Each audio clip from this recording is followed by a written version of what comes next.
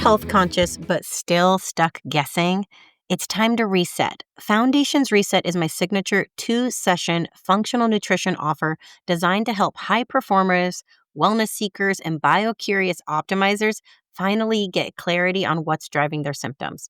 Together, we'll review your full health history, clean up your diet and supplements, and choose targeted functional tests like the GI map for gut health, genetic testing for personalized nutrition, or the Dutch panel for hormones, so you can stop guessing and start healing. If you already have labs your doctor gave you but didn't explain, I can review those too and actually turn that data into action, because the future of medicine puts you in control, and I'm here to guide the way. Ready to get started? Head to mycheatcodenutrition.com, or you can DM me Reset and let's build your custom plan. Welcome back to Cheat Code Nutrition, everybody. I am diving into a topic today that I hope resonates with you because life has been lifing me lately. Fall has been so extremely busy, and it feels like any intention that I have, I can't quite get there. I have a very clear path and things are getting derailed left and right. And I know a lot of you are experiencing this in your own lives. And so today's topic is really 5 ways to simplify your health in this busy season. And by simplify, I mean, how do you prioritize the things that matter most without it feeling overwhelming, without it feeling like a checklist? When life gets really, really hard, oftentimes the things that we need most for our health are the things that we drop. We stop exercising, we stop eating clean, we stop sleeping well, and we are essentially compounding all of the stress, anxiety, um, things that are just detrimental to our health. Often we are just adding fuel to the fire. And it's just counterintuitive. I mean, part of this is baked into the way that we self-medicate. We're eating not the best food, we're drinking alcohol. Maybe we are distracting ourselves with screens and TV shows and staying up late. And again, while it might feel in the moment like it's helping us sedate or distract, or that rush of dopamine just to have a little pleasure, some sort of feel good thing that takes away from whatever else we're stressed and suffering from, ultimately it's compounding the problem and leaving us more depleted, more unrested, unwell, unhealthy, imbalanced, all you name it, right? And so I want this episode to inspire you and to help kind of clear the clutter about all the noise you have around different priorities with your health, different strategies, and all this kind of pressure. And we're like, oh, I'm going to start today. I'm going to do this thing today. I'm going to start my detox. I'm going to start this new workout plan. And that we think it has to be this very like cut and dry like thing that we're plugging into our lives, rather than it just being a natural way of living, of integrating these kind of healthy behaviors because they actually are rewarding to us. And that's really the shift that is so hard to make, is that exercise feels like a chore, like cooking and cleaning, it feels like a chore. And I get it. Like, here I am, an integrative and functional nutritionist, and like I have so much healthy information in my head, yet executing it isn't the easiest. And what good is all this information that I have if I literally can't make myself eat well or make my family eat well? And I'm still falling back on, like, let's be honest, I just had a handful of M&Ms before I started this podcast because I wanted something sweet.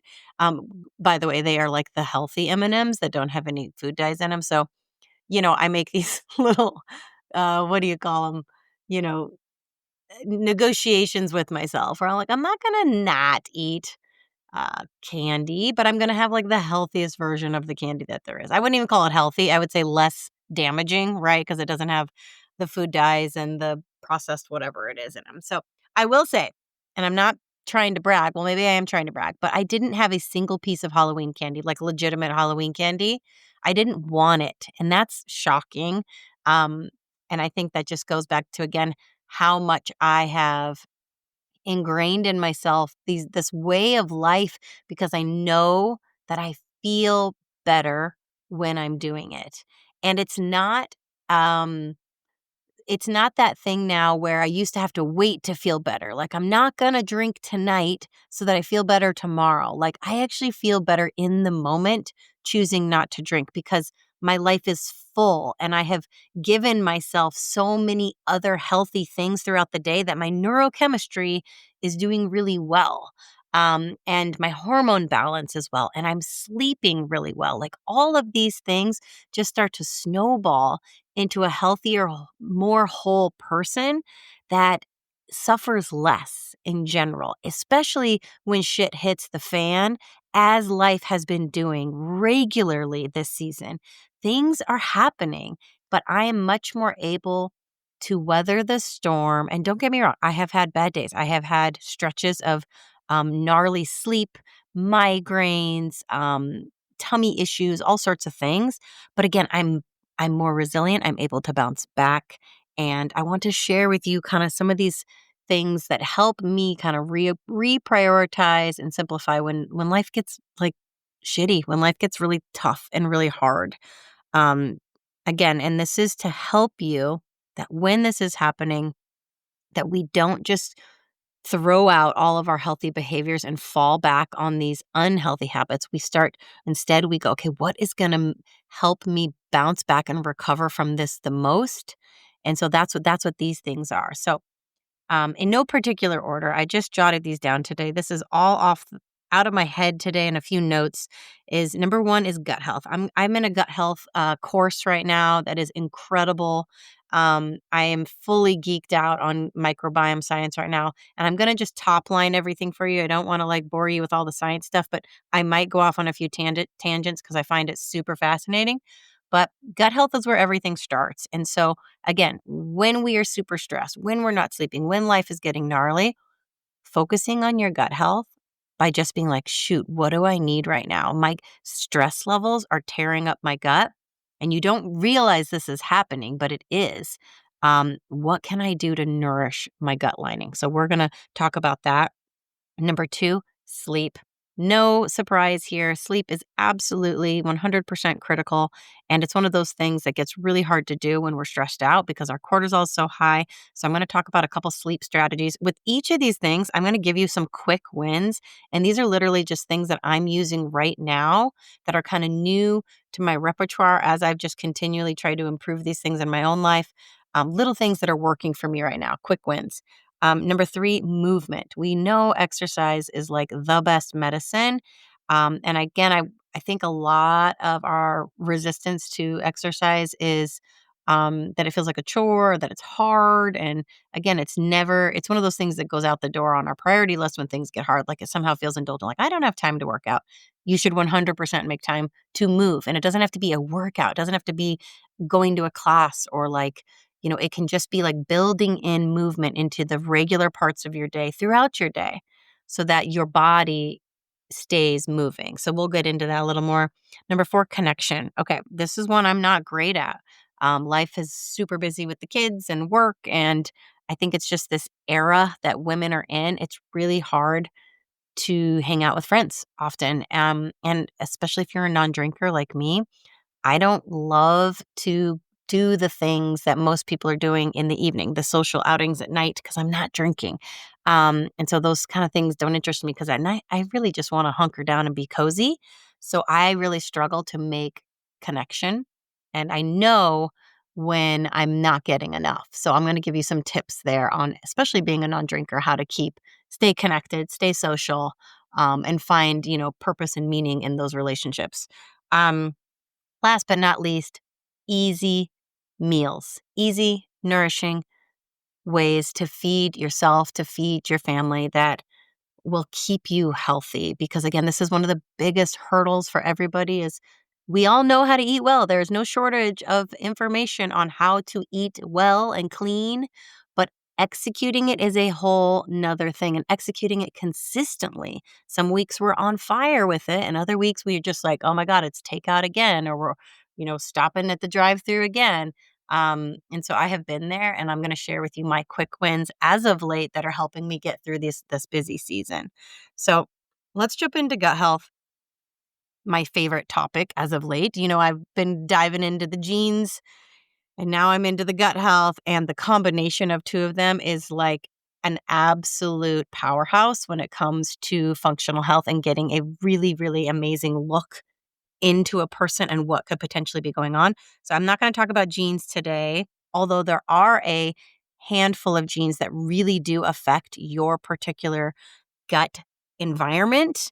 And that's something I can do for you when you work with me as we do your gene test, and we can see exactly what type of terrain those genes are shaping in your gut and how that is impacting your overall health. It's pretty cool science. But let's get into the gut. Okay, so here are some tips on how to keep your gut health top of mind and nourishing. And it doesn't have to be super complicated. It is a very complex space, the microbiome. Oop, there's a lot going on in there. But you have you have probiotics. Those are the actual bugs in there. Those are the microbes that live inside us. And they some of them are ancient. Some of them have been there for before time. Like, these different types of microbes have been on Earth for, since the beginning of time. And some of them are not as old, right? But basically, we interact with this microbiome. I'm going to geek out for a little bit, real quick here. So we are actually more microbe DNA than we are human DNA. There are more microbes in us, microbial cells and DNA, than there are human. And we are symbiotic. We actually have to feed this microbiome of all of these different microbes, and the byproducts that they create from fermenting the fiber that we eat, all the polyphenols, all the different things we eat, the byproducts that they create, a lot of them are called short chain fatty acids, different metabolites. These are what our body needs to function well. This is what creates good mental health, metabolic health, hormone health. They are responsible for keeping our gut lining very healthy, which in turn creates all sorts of health downstream in all these different systems. So it's kind of how I've been picturing it lately is like we have this little ecosystem of little tiny like aliens. I don't know why I'm calling them aliens, but they are just little creatures inside us that we have to feed. We have to feed them. And then they produce things that we actually depend on to feel good. That's really fascinating to think about. So I kind of like that. Like, what do my little bugs need, right? And so in order to have your little microbes create healthy byproducts for you, one simple goal, and I know it sounds challenging, but it is kind of a fun way, especially if you keep a little running list. 30 different plant varieties throughout the week. Plant seeds, nuts, spices. Does not include meat, but grains, 30 throughout the week. So can you do it? Like, just in a single day, if you have like blueberries, raspberries in your breakfast and you top it with some seeds, and then maybe for lunch you're having like a salad with some avocado and some different bell peppers, some carrots, like you see how you can get up there. You can probably get 10 a day easily. And so that's a fun thing to do with your kids. I always talk about eating the rainbow, because when you're trying to get the rainbow every day, that's 7 different plant colors. That's 7 different things that you could be getting into your diet that day. And then again, we want variety. I'm super guilty of being really habitual. Like, I find a meal that I like, that my kids like, and I'll just put it on repeat. And so trying to mix things up and throw some different seeds in there, throw some different herbs and spices in there. I love cilantro. I love parsley. It's a really easy way to add additional variety to your little microbes down there and feed them. Same with the spices. I'm a big fan of um, these spices. I forget what they call them now, but there's like products that have like 17 different spices in them.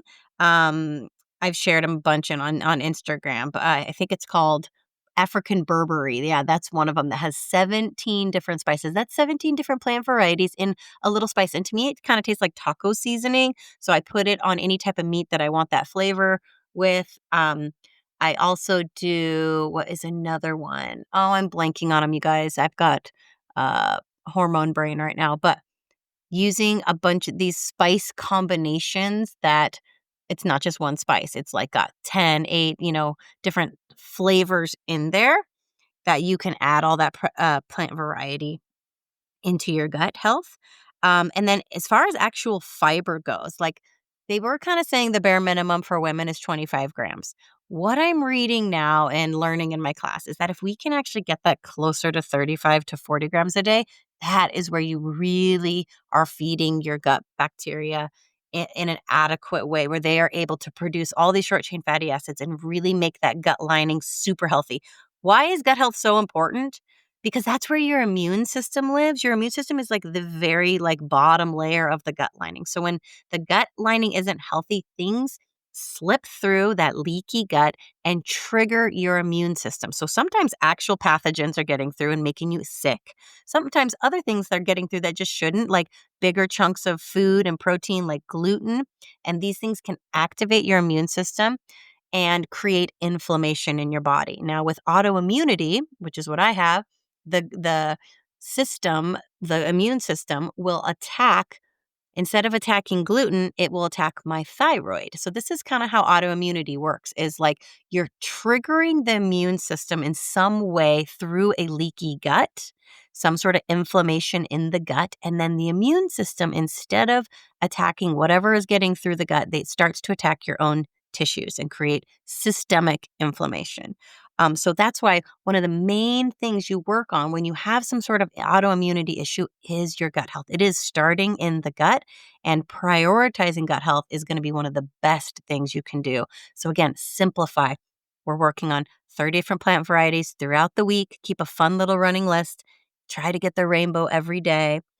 Aim for 35 to 45 grams, 40 grams of fiber each day. Now, this can be a little tough to get just in food, so I recommend supplementing. Now, again, if you are only getting 10 grams of fiber, you really want to incrementally step this up tiny, tiny, tiny little bits, like week at a time. So for 1 week, maybe add 3 grams of additional fiber. And you can do that through these little powders. A lot of people use psyllium husk. Psyllium husk is one of those like powders that you add to things and it turns into kind of like a gel-like consistency, which if you don't drink it fast, it can get kind of sludgy and not be the most appetizing thing to drink.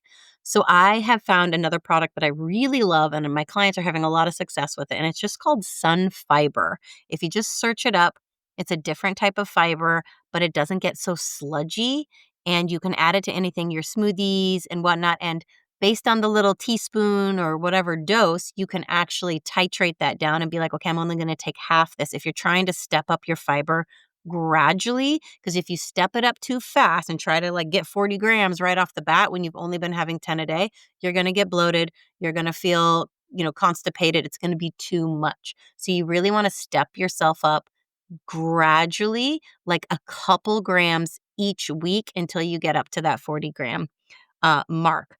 So additionally, we're doing the 30 plant varieties, color at every meal, try to hit the rainbow every day, fiber at 35 to 40 grams, a probiotic. So a lot of people take a probiotic. Why? Because it's easy, right? We think about it like that's out of all the things I mentioned here, what's the easiest one to do? Pop a probiotic, right? There's a bajillion of different ones on the market. There's ones that have to be refrigerated. There's ones that don't. There's all sorts of bunk ones on Amazon, and we don't know what which specific strains our body needs unless we do a GI panel. That's what I run for people. That's a great way to look into the gut and see like what type of imbalances are going on, because you want a bunch of good guys to be outnumbering the bad guys. And they're not necessarily bad guys. They are just opportunists, meaning if there aren't enough good guys, because we're not getting enough diversity in our diet, we're not eating enough fiber, the good guys can kind of overtake the bad guys. They kind of move in and crowd out the good guys. And that's when we get systemic inflammation. We get lots of bloating issues, all sorts of digestion issues and illnesses and things downstream, right? So we actually, our goal with all of these fiber and this variety is to create more of the good bacteria in our gut that is going to crowd out the bad guys, or the opportunists, right? And so a probiotic is essentially adding more of these good guys, but we don't know which ones to add. So if you're curious which ones to add, I want you to hop on a call with me, a free call, and you can talk to me about your different symptoms. What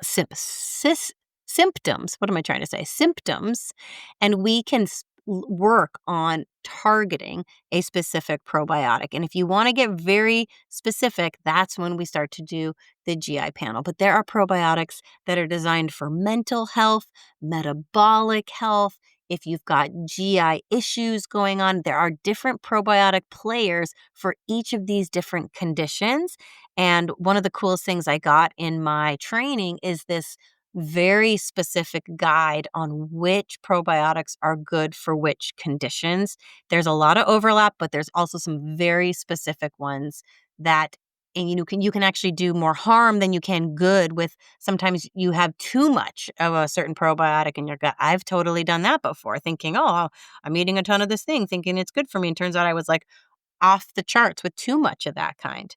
Um, so anyways, the easy wins here are that sun fiber product where you can start to supplement fiber up. Another product I use is called Farmer's Juice. Now, this is expensive, but I am willing to pay a premium for things that make sense in my life, that are easy and that are really, really, really healthy. Like I am willing to do that. My whole family drinks these too, and they're super cute. They're tiny little, like maybe 2 ounces of these blended, like almost like a smoothie, that have 11 grams of fiber and a bunch of other healthy like polyphenols and fibers in them. And they taste delicious. And my family will drink them. There's like a bunch of different flavors. There's carrot, ginger, greens, watermelon. They all taste good. But I save the watermelon and carrot ones for my kids because they like those better. Um, and you order like a box of like 17 of them. They come in like a cold box. They last forever, and you're not forever in your fridge, but they last a long time in your fridge. So you don't have to drink them all right at once. That is something I do to make sure. And I'm especially during cold season while my kids are getting, are getting exposed to lots of germs and colds. I have them drink one of those. And it's really going to boost that lining in their gut to help boost their immune system. So those are a couple of easy wins. All right, I talked quite a bit about the gut. We are going to move on to sleep. Oh, so if you want to go into the gut health stuff with me, like that is like my new favorite obsession and what I'm like in this course with, and I have tons of amazing tools. We can run your GI panel, we can run your genes if you want, those two together, and we can really build a specific gut healing protocol for you and something that you can sustain moving forward that will really help you fine tune your health. All right, moving on to sleep. Okay. Sleep we all know how important it is. You can follow the Huberman Lab for all the different sleep methods out there to boost your sleep. But here are some things that have kind of helped me lately. I treat sleep like a gift, like it's a present that I get to give to myself every night. Like I look forward to it. I'm excited about it. I'm excited to get ready for bed. And I really have doubled down on a bedtime routine lately so that I go to bed on time and that I'm in a really good state going to sleep. Um, why did I do this? Because recently I had some awful, awful nights of sleep where I was super jacked up on cortisol. It's a long story short, but basically, um, my naturopath thought that I had adrenal fatigue and told me to double up on a supplement I take called Adrenal Cortex, which is basically helps boost your cortisol because she thought my cortisol was too low. I did not feel that way, and I stupidly didn't ask and like stupidly took the supplement at night, which I basically boosted my cortisol at night.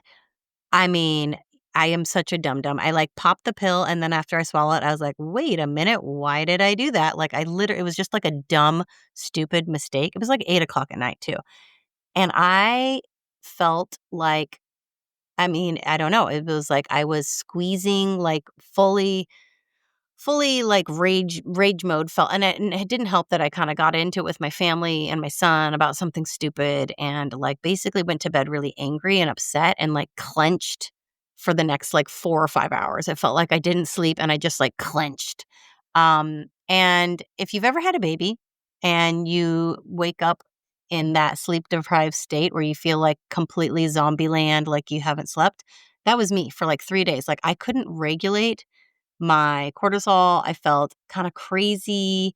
And it was like 2 more nights of really bad sleep like that, that I couldn't like get it back down. And I was taking walks and I had anxiety, and it was just like, what did I do to myself? I mean, I'm assuming that's what it was, the adrenal cortex. Taking that at night. So now I stopped taking that altogether. I usually was only taking one in the morning, and I had screwed up and taken it at night. That's what happened. Um, so not doing that again. And anyways, what I did to get my sleep back on track is I like literally put myself to bed at 8 p.m. with an eye mask on, with a sound machine on. I turned my phone off. Here's what was happening with my phone. I was using it like an alarm clock, like a dum dum.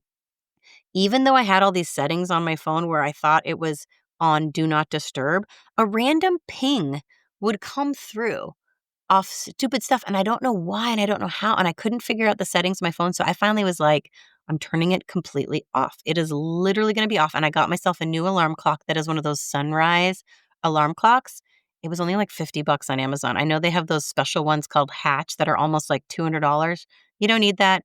Get this $50 one on Amazon. It's awesome. It slowly lights up my room in the morning, and with birds chirping. You can do all sorts of different sounds, but for me, I was like, this is a lovely way to wake up instead of waking up with my phone where I immediately grab it, and 9 times out of 10, even though I don't want to be on my phone, I would start doing something on my phone, right? So this has been a much, much easier way for me to wake up and create this like cozy, dark bedtime space. Um, I think one of the biggest things I struggle with, and a lot of moms struggle with, is that our kids are up later as we get older, and we're supposed to like be up with them. Like my kids get home from their sports at 8:30, 9 o'clock sometimes. So I've already got dinner, like leftover dinner made, right? I make it earlier in the day. My kids have to have a dinner. Like when they get home from school, we have like a lunch dinner around 4 p.m. Big meal, because then they go off to their sports and they're not coming home till 9. And so then they kind of have a second lighter dinner then. And it's usually just leftovers of whatever I've made. I'm not cooking a second thing most nights. Why don't I just skip to the no, yeah, that's okay. Back up. This is why it's hard to go to bed early. My husband stays up later with them. But I have been especially when I was trying to reset my sleep, I went to bed early, and with the time change, I went to bed even earlier. It's like going to bed at like 8 p.m. And I also have this special blanket called a Lola blanket. Go check them out online. I think they have like a Black Friday sale going on. They are the coziest, softest, and they're kind of heavy.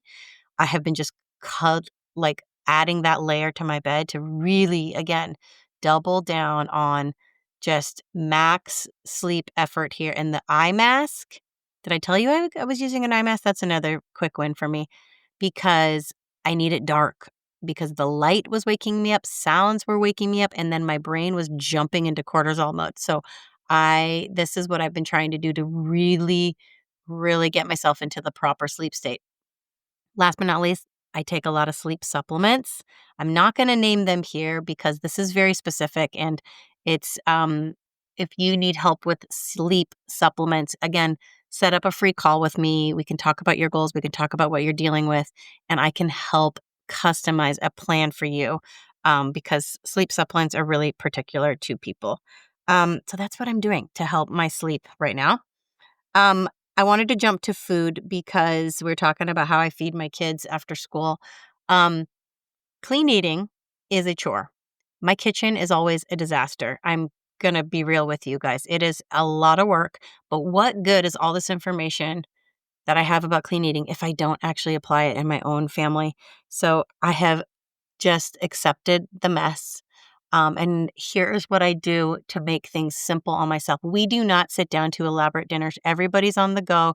I have a protein that I usually make. I either slow cook it or I air fry it, and I leave it there so that people can either reheat it in the air fryer or just keep it on low on the slow cooker. There is always meat, and then I make grains or potatoes sometime, maybe a couple times throughout the week, but not every night. And we have leftovers in the fridge. And cooked and cooled rice and potatoes are resistant starch, which is actually super good for gut healing.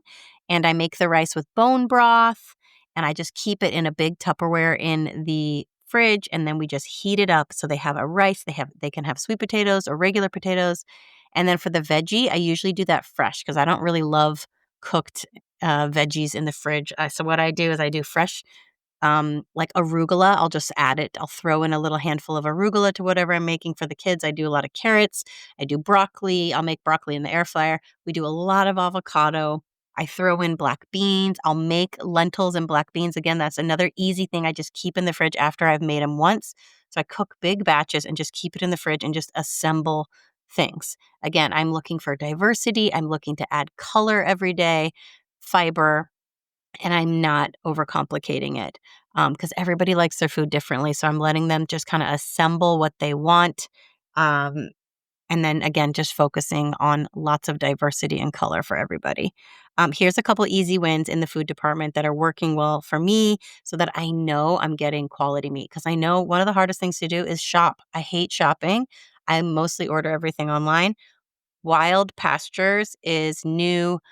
Well, it's not new, but it's new to me. Regenerative farming meat. So, regenerative farming meat means that the meat is raised on land that has lots of different plant varieties growing on it. So, they're grazing on it. So, the meat itself reflects the health of the dirt. So there's lots of different microbials, there's lots of different plant diversity represented in the meat. The meat isn't devoid of a bunch of nutrients because it's, mass produced, right? So this Wild Pastures meat is awesome. They are also the same company as Paleo Valley if you do their meat sticks. So I listened to a podcast with the founder, and she was amazing, so bright, so much so I'm only getting my meat there. It's actually really affordable. You got to have freezer space, though. That's what I struggle with. So I'm going through it like crazy because I don't have enough freezer space to store it all.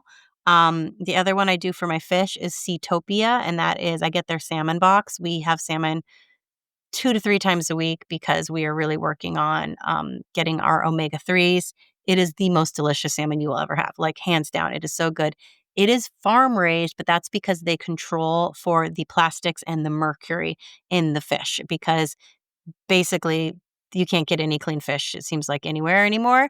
And if you want to have something consistent that you can rely on, this is what I do. I order the box, I throw it in the freezer, and that's what we do. That is expensive, but to me, again, worth it. I pay premiums for things that are worth it to me, and that's one of them. And again, I slow cook, I air fry, keep everything in the freezer, and then I thaw the meats during the day. In fact, I got to go thaw one right now and get ready for whatever I'm going to cook this evening. I cook mid-afternoon so that it's ready when my kids get after school. And I cook, that's mostly when I do my cooking is like mid-afternoon and then a little bit in the evening to kind of freshen up the next round of dinner. And that's it. So that was food. The other two priorities, and I'm going to make them quick because I'm running out of time here. Movement. We know how important movement is, but I don't want it to feel like a chore. I want it to feel like doing doing something that you love. It's that you actually look forward to it because it makes you feel better in your body, that it relieves stress, that it relieves anxiety. So you have to find things that actually make you feel like that. If it starts to feel like a chore, if it doesn't feel right in your body, if it's making you hurt, no. That's another thing I do with my gene report is we find out how you are built and which types of exercise and how much recovery you need so that you can truly listen to your body and know what's right for you. And so you can move forward with your exercise plan with confidence and clarity that, hey, this is what's right for me. Because so much of what we've been taught with exercise is like more, harder, push. And then we're like, now we're super confused because we think we're raising our cortisol too much. And, oh, you need, you want to do HIIT workouts. No, you don't want to do HIIT workouts because it raises your cortisol. Oh, you want to lift weights. And so yes, all these ideas are good for specific groups of people, right? What's right for you might be very different. Yes, lifting weights is necessary. Yes, cardio. Yes, HIIT. Yes to all these things, but in different ratios and different amounts and different intensities for everybody. Everybody's unique. And so that's what the gene report will tell you. And then you can, again, instead of listening to all these other people doing what's right for them, because maybe they've stumbled on something that works for them, works really well for them, and it might not work well for you. And so knowing your gene report is like, whoa, okay, this is how I can move forward again, knowing that, hey, this is how I'm built and this is what's right for me. So easy wins in the movement department, add friends. Working out with friends is always better. Go for walks, go for jogs, sign up for a class together. It's always better with friends or make friends. Make friends. Some of my favorite friends now are my fitness instructors. Um, and that's just again, that's how I socialize is in through movement. If you're alone, add music, add cheesy 80s, 90s, whatever is going to get your adrenaline going, those feel good vibes, dopamine, uh, you know, music is transformative in that way, and it can really boost a workout and take you out of your current state of mind and into a different one. Um, Add a weighted vest. I know it's a cliche, but it is a really easy way to intensify just regular walking, walking up hills, walking on the treadmill. I pack mine to all my son's football games now because I'm gone for like 6 hours and there's a lot of downtime. And so I just pop that weighted vest on and I just walk wherever I am. I listen to a podcast and I get a lot more movement in there instead of just camping out and sitting in the stands. Last but not least, I have a walking treadmill that I use at my desk while I'm doing podcasts, while I'm on client calls, while I'm working. And that's just another way to build in movement. And again, if you can't fit in a designated like hour to work out, it has been proven that just doing multiple little 10-minute workouts throughout the day is just as effective. So don't think that it has to fit into this box of some sort of like perfect, like I have to go to a class and it has to be at this time. And oh, I didn't make it. So I guess I'm not going to work out today. No, if it doesn't work out, then you find other ways to build movement into your day because you know it's going to make you feel good. You know it's going to be good for your mental health. So find the things that make you feel good and commit to that. Commit to the movement daily. I think the last one on here is connection. I think I talked a little bit about this. I struggle with this because I don't like to go out at night. I don't like to socialize, in the traditional sense because I'm not a drinker. And for a long time, the challenge was still go out and don't drink, which I actually could do, but I didn't really enjoy myself. And so I think after I kind of gave up on like, okay, well, you don't really like doing this. So why are you doing it? Why are you going to find? And so I kind of did hermit crab out a bit. But I have found that I connect best and socialize best through movement and in the daytime with people and also on the sidelines of my kids' sporting events because that's who I spend time with are those people. And I have good, healthy relationships there. And it's not built around alcohol, but it is a challenge as a non-drinker to connect with people because there's just less opportunities where alcohol is not the key focal point. Um, Another tip I will give you here, quick win for connection. Talk to strangers. Talk to the person who's loading your groceries in your bag at the checkout. Talk to the mail person. Talk to strangers. If you have a dog and you're walking the dog, talk to other people that walk their dogs. Connect and actually like look them in the eye. I always think it's weird. Like I'm an early riser and I'm out and I see other early risers out and about. And a lot of times you see these same people every single day.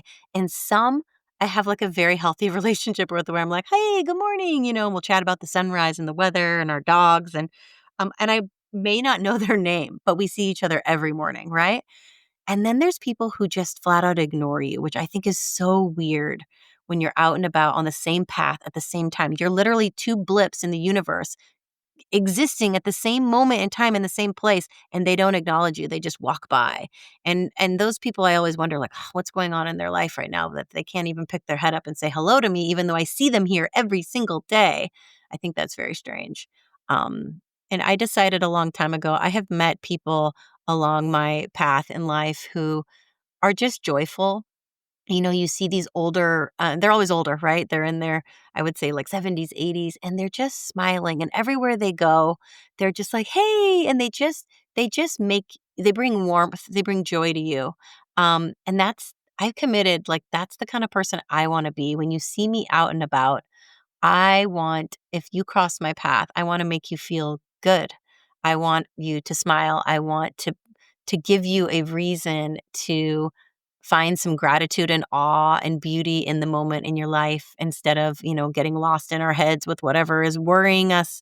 And don't get me wrong, there is no shortage of worries and stress and sad things that are bound to happen or are happening. Um, but when you have this opportunity to connect with another human and just share a moment in time and smile and bring joy to one another, it can be so rewarding and magical. And sometimes I have these moments with strangers that I don't have with friends, that feel intimate, that feel like special and authentic, where you're just like, oh, that was like, we had a nice moment together in this sunrise of this morning. And I encourage you to try to find connection like that. It doesn't necessarily have to be with a certain group of people in a certain time and over wine. It can be just in these little tiny moments. It's just like finding awe. I used to talk about that a lot in my alcohol coaching, is like finding awe, these moments. You don't have to be at the Grand Canyon. It doesn't have to be this magical, huge moment. It can just be this tiny little moment where you just for a second are out of your head and living in just the beauty of the moment and the beauty of connecting with another human who is on this earth in this moment with you. So that is my 5 tips for the day. I know it might seem overwhelming and a lot, but these are things I hope that you can learn to prioritize and simplify in your life. And I give you guys a lot of little tips here.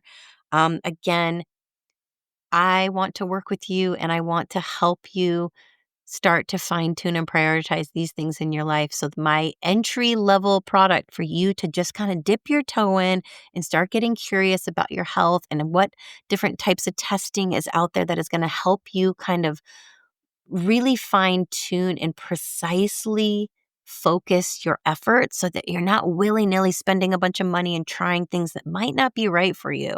I call it my foundations reset. You can check it out in the show notes. And this is a great way to get started with me. Share your story with me. Tell me what's going on, the health journey that you have been on, and what your goals are.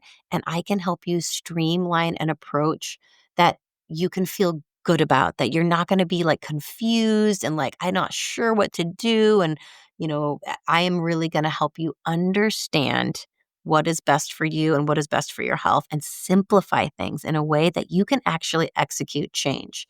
And it's not going to feel like another to-do list. It's actually, you're going to be enrolled. You're going to be like, yes, I want this. I'm going to be motivated. I'm going to tap into it and I'm going to move forward. That's what I want for you. And that is what I do best. So, as always, I am with you. You got this.